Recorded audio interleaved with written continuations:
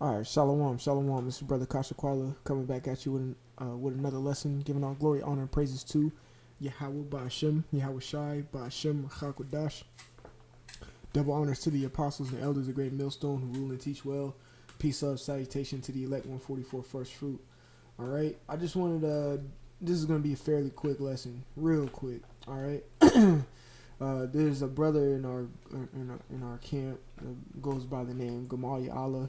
I call him Shar Gamaliel Allah because he's a captain. All right, and I will say on just the water for him to implant this idea in my head to just come up with this lesson through the Spirit.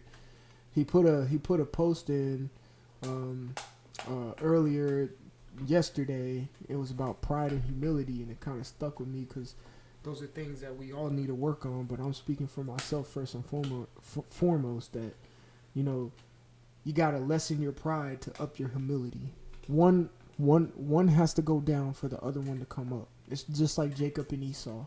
Esau has to come down for Jacob to come up. That's why Jacob has his hand on Esau's heel. Well, humility should have its heel on pride, pulling it down in your conscience, all right, or in your mind, all right. One has to go down for another to go up. The two of them can't rule at the same time, just like the scriptures say. You can't have two masters, all right. So you can't be prideful and humble at the same time. It don't make sense. You got to be one or the other, and the one that you want to be is humble. And I'm gonna show you that who we follow, who we strive to be like, was the most humble of them all. All right, this is Philippians chapter 2 and 5. It says, this is Paul writing to the Philippians. It says, let this mind be in you, which was also in Yahushua HaMashiach, who being in the form of a power, thought it not robbery to be equal with the Most High Yahweh. All right, so what? He said, because Yahushua had all power in the flesh when he was walking on the earth. But he thought it not robbery to be equal with the Most High. He didn't go around flaunting all the power that he had. He was acting like a normal guy, just like me and you.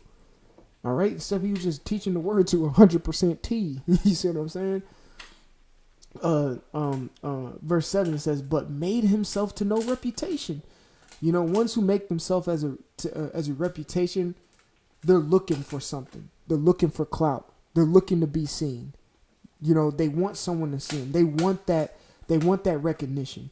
Yahushua wasn't, man. He was as humble as they come. It says, and took upon him the form of a servant. In the Hebrew, that's ibad. Okay? And which ibad means servant, also means deacon. Okay? A deacon in when you look it up in the Greek, it means someone who serves or a servant. All right, it says, and was made in the likeness of men. That's right. He came just like Peter, John, Bartholomew, like these men, just like a man. You know what I'm saying? Hey, bro, I'm here with you. You see what I'm saying? So it says, verse 8, it says, being found in fashion as a man, he humbled himself. Okay, so let's get that word humbled real quick. In the Greek, it's tapanoo. Let's see what Esau says. Strong's G 5013. Tapanao. Tapanao, and it means to make low, bring low, to level, reduce to plain. Ooh, that's heavy. Here we see a man that had all power while he walked to earth, but he himself reduced himself to being plain. When you go into that word plain, especially when you go to the book of Genesis, when it says Jacob, he was a plain man, like dwelling in tents. When you go in that word plain, it just means well-rounded. Yahushua was the most well-rounded individual, and he practiced the art of humility to the T. Okay? It says, bring to a humble condition, reduced to meaner circumstances. It says, abase, to be ranked below others who are honored or rewarded. Look, Yahushua washed the disciples' feet. Yahushua, man. Yahushua washed the disciples' feet, bro. Come on. So you should look at one another like, bro, I'm for you and I'm with you, my brother. I look at you, I esteem I esteem you above me, man. That's you got to lessen the pride in order to exalt your humility. Okay. All right. It says to humble or base myself by humble living. Yahweh Shai lived very humbling.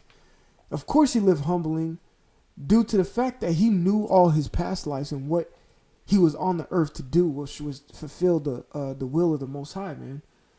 All right. So Yahweh Shai is the prime example of having humility grab the heel of pride and taking that down. All right. It says, and become obedient unto death.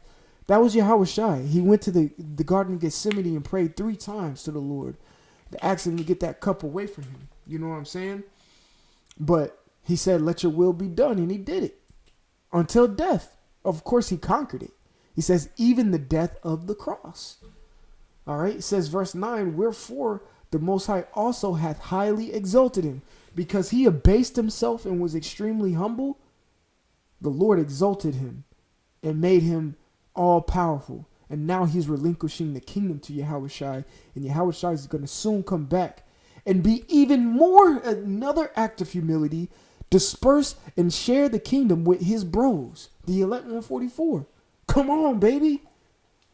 He's like, hey, pretty much Yahweh Shai was like, hey, Dad, in parentheses, Yahweh, hey, Dad, I know you're going to give me the kingdom, but can I share it with my boys? Yahweh was like, man, yeah, bro, you can.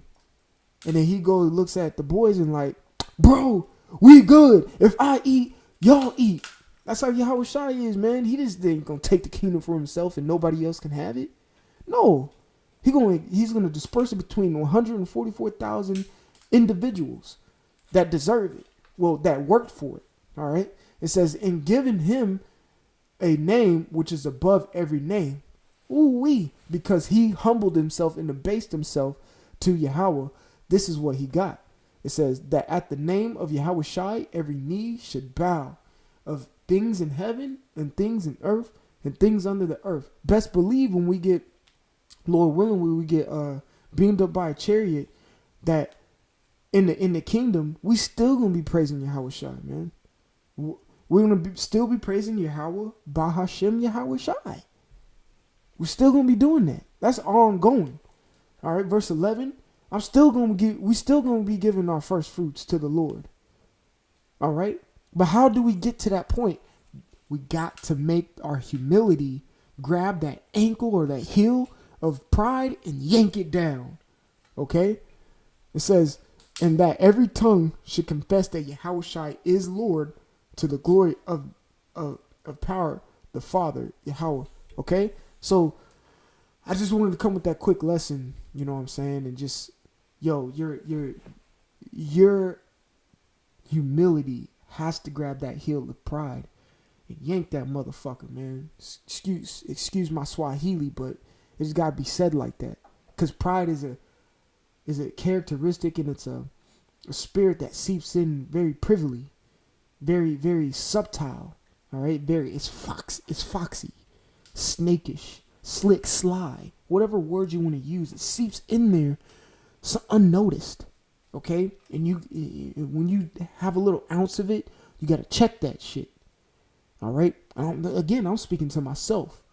You got to check that shit, and you got to let your humility grab that thing.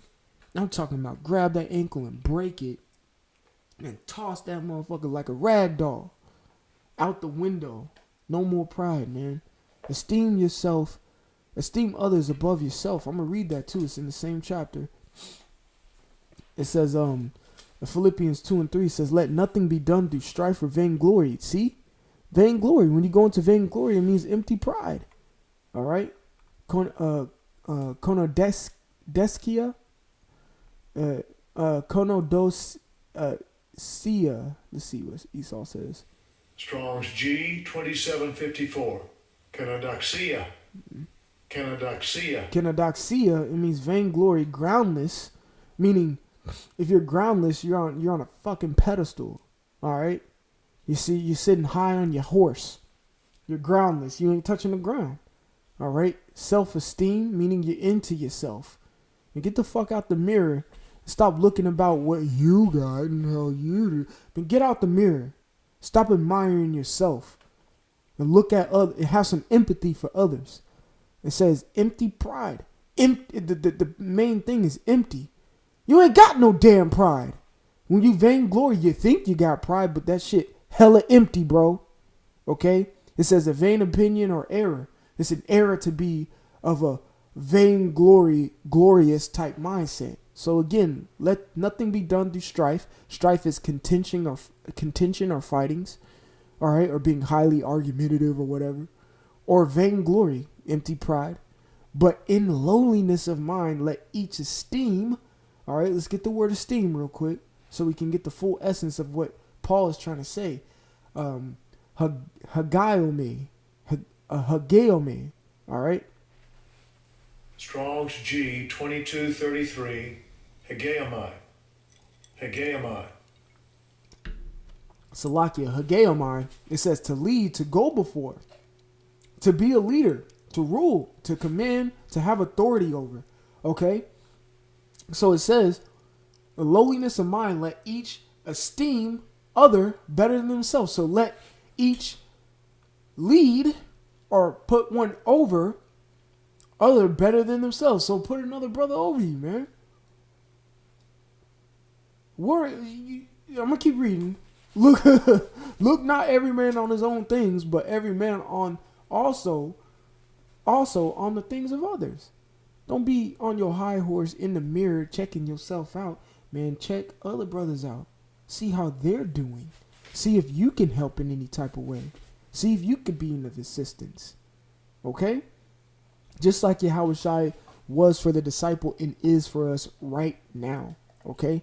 I want to give all glory, honor, and praises to Yahweh Bashem Yahushua. Double honors to the apostles and elders of the great millstone who rule and teach well. Peace, love, salutation to the elect 144 first fruit. And once again, I want to extend another thank you to Shar Gamaliel Allah here in the GMS Atlanta Church, who put the inspiration through the Spirit for me to do this lesson.